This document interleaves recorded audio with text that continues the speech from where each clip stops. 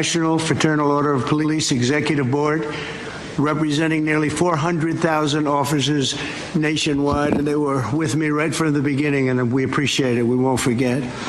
Your members are the backbone of American law enforcement, and we're deeply grateful for your service, and you have done great service indeed. We're also joined by our great Attorney General, Pam Bondi. Thank you, Pam, for being here.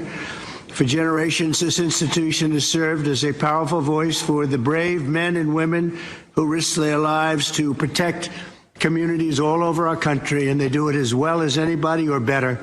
I was delighted to earn your endorsement in every one of my presidential campaigns where we did very well, record-setting well, and I'm proud to stand with you today as the most police president, I would say, without question, in the history of America. I don't think anybody's been more for the police than I am.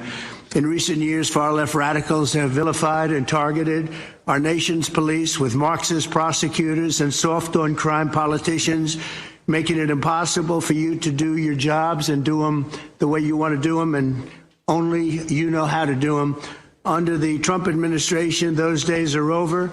We're back in the men in blue, and we're back in the blue. Very honestly, we have some of the greatest people in the country sitting right around this table. We've ended the use of lawfare against police officers and terminated unjustified federal consent decrees. I signed an executive order directing the Department of Justice to provide legal protection and financial support for officers targeted by very frivolous lawsuits. Oh, I know about frivolous lawsuits better than you do. I can tell you, I had my share of them. I ordered other federal agencies to boost funding for police recruitment, retention, and pay. And I've asked Attorney General Bondi to pursue the death penalty for anyone convicted of killing a police officer, which is very appropriate. Upon taking office, I declared a national emergency on our southern border, and we reduced the number of illegal border crossers released into the United States by 99.999%. You can't do much better than that. We've removed thousands of violent criminal illegal aliens from our communities as part of the largest deportation effort in American history. And just a few months into office, the national murder rate has plummeted by 28%. It's going down largely because of what you're doing.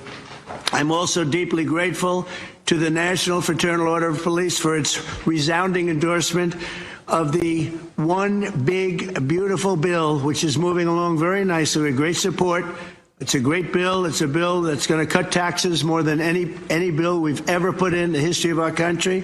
It's going to cut costs and expenses by $1.6 trillion, which is the biggest cut in expenses ever.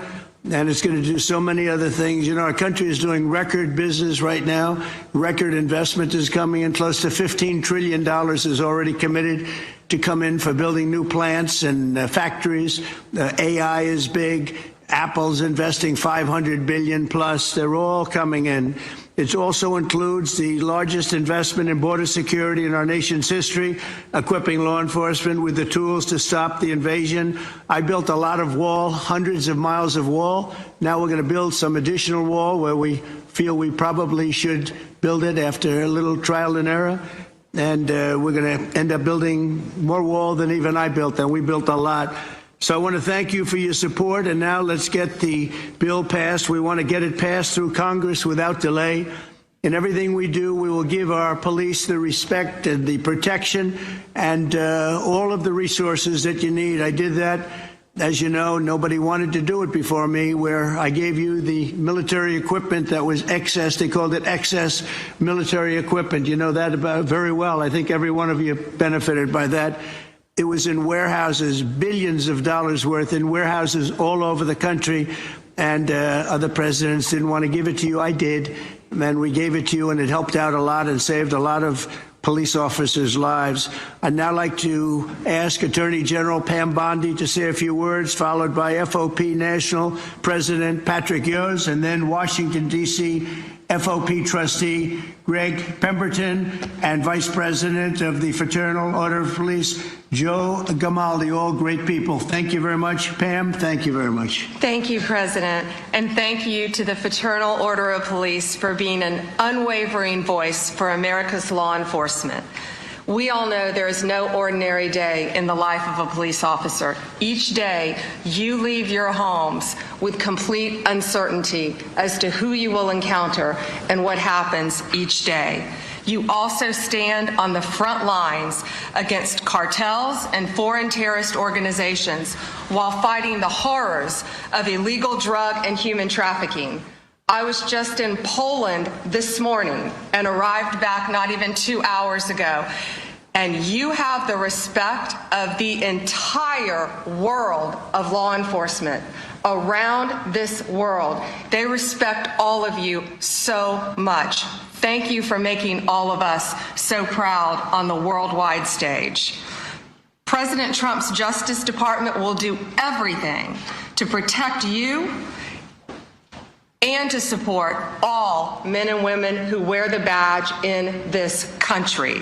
We are fully committed to ensuring our local law enforcement officers have access to the resources, tools, and manpower you need to do your jobs. That means boosting recruitment and retention. We want the best and brightest to join your ranks just like you, and we want them to stay in your ranks. Last month, we announced $57 million in grant money available for law enforcement agencies to hire police officers. Through this funding, we anticipate nearly 1,200 new officers will be hired around the country. We're helping to pay for police officers' overtime and supporting President Trump's no tax on overtime. We've also made millions of dollars available for mental health and wellness programs for you around this country. We know how important that is. We're aggressively prosecuting criminals who assault law enforcement officers. We will not tolerate attacks on police officers. Since January, the department has brought 138 cases in 33 states against defendants who have assaulted our officers. Additionally, the DOJ will no longer target police departments with bogus lawsuits and bogus investigations. We are dismissing lawsuits filed by the Biden DOJ against police departments in Louisville, Minneapolis, Albuquerque, and more. We're ending meritless investigations into Phoenix, Trenton, New York City, Oklahoma, and elsewhere. We're also ending consent decrees that take control away from you, destroy morale, and increase violence.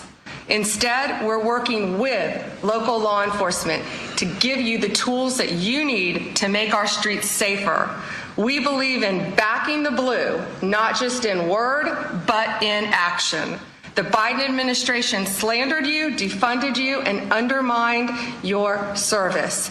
But we stand with you, we honor you, and we will not abandon you.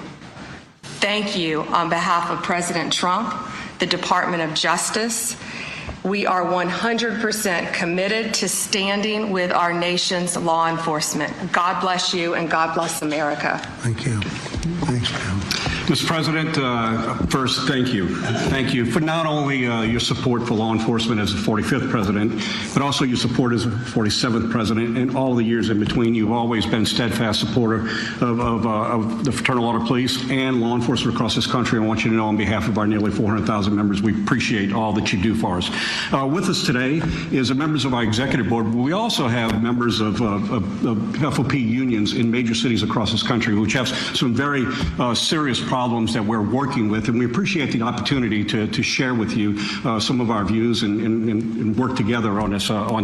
You know, you made a promise to us, and I want to start by saying this. You made a promise that you were going to address overtime, tax on overtime, and that was a promise made in a new big one big new bill is certainly making good on that promise. We thank you for that. You know, law enforcement officers, we find ourselves in a very difficult position where we're having a serious problem with recruiting retention, as you pointed out. The problem is the people who are working right now are working so many hours and they're forced to work overtime, and now they have the tax liabilities that are associated with being pushed into different tax brackets because of being forced to work.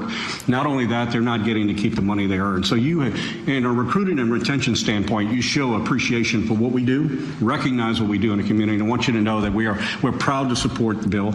This is something that needs to be happening. A promise that you made, and we appreciate you carrying through with it, and know that we're a partner in it. You also made a number of other promises to us, and promises made that we appreciate. And I want to start with one of our first people I'd like to recognize. You promised, and here we're on our nation's capital, revitalizing the city and making it safe again. And no one knows that better than the person who lives it every day and leads the officers in the Metropolitan Police Department and our labor union, and Greg Pemberton. And I'll ask Greg to say a few words. Thank you, Pat, and thank you, Mr. President, for having us. My name is Greg Pemberton. I represent 3,000 police officers that work here for the Metropolitan Police Department in Washington, D.C. The crisis that we're facing, which frankly is more of a calamity, is a staffing crisis. We are authorized to have 4,000 sworn police officers here in the nation's capital. Unfortunately, as of today, we only have 3,190, over 800 vacancies that we have here for this Metropolitan Police Department. And the worst part is that over the past 5 years, we've had a net loss of 600 police officers who've just left this agency in a mass exodus. And the reason for that is that our city council here in the District of Columbia has passed layers and layers and layers of legislation that prohibits our officers from being able to do their job. It exposes our members to administrative, civil, and even criminal liability, even when they go out and do their job properly. It has also stripped our members of their labor protections to fight off these frivolous complaints and these erroneous allegations of misconduct. It all makes for an environment that is almost impossible to keep these staffing levels what they need to be. Frankly, Mr. President, I think the nation's capital, the District of Columbia, is not just a city of 700,000 residents. This is the nation's capital, and it belongs to everybody. It belongs to every American.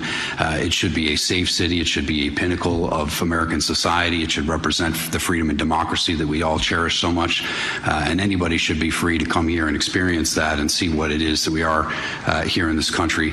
And the sanctity and safety of the District of Columbia shouldn't be left in the hands of a city council that subscribes to these radical ideologies that we all know are failed, and that we have the empirical data that it doesn't work. It only increases crime and makes cities more dangerous. I want to thank you for creating the Make DC Safe and Beautiful task force. I've met with Orville Green. I find him to be phenomenally qualified to help us out of this mess. I also want to thank you for the appointment of Janine Pirro for the USAO position of DC. I met with her recently, and I found her plan to solve and tackle a number of these problems very promising, very optimistic. So the 3,000 police officers stand at the ready, Mr. President, to help you make DC great again, and hopefully we can solve some of these problems and fix crime here in the nation's capital. Great. Thank you very much. Mr. President, it's the topic of the day. Pretty much every day now is the unmitigated disaster that has created in cities across this country with the open borders. And all the problems that it has done for quality of life, it's done for our safety within our communities, safety of the officers that work in the communities. And you've been a great advocate of putting us back together. And I'll ask our Vice President Joe Grimaldi to touch on. President Trump, I think I'd be remiss if I didn't start by saying thank you. Thank you for the incredible efforts by you and your administration to deport these people who have come to our country illegally and then refuse to follow the very laws that we hold so sacred. Our officers, especially in sanctuary cities, are tired of arresting the same people over and over again who never should have been here in the first place. We have lost friends, co-workers, unimaginable trauma to American citizens and families. And the most frustrating part from a law enforcement perspective, what it was 100% avoidable. And now we have judges who are standing up for gang members, murderers, robbers, rapists, blocking deportations, obstructing the very will of the American people. It's a disgrace. And if they had a shred of integrity, which I assume they don't, they would resign in shame for what they're doing right now. But I would just ask that you continue to work with us, continue to support with us so that we can partner with all of our great federal agencies out there, continue to carry out this mission. And again, thank you for securing the border and once again making our country one of law and order. Thank you very much. Very nice. Yes. Sorry. Yes. We're going to have a little discussion now, very private. And I just want to thank you all for being here. And thank you very much, media. Appreciate it. Thank you very much.